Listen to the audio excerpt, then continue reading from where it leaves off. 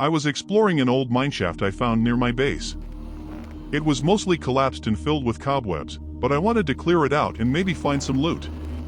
As I went deeper, I started hearing weird noises, like distant whispers and footsteps, but there was no one around. I checked my settings and made sure no one else was on the server, so I knew it wasn't a player.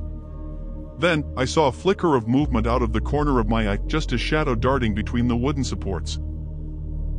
I tried to follow it, but the deeper I went, the darker and more oppressive it felt. Suddenly, my torches started going out one by one, and I was left in complete darkness. I panicked and ran back, but when I reached the entrance, I found a single piece of rotten flesh on the ground. I've never been back since.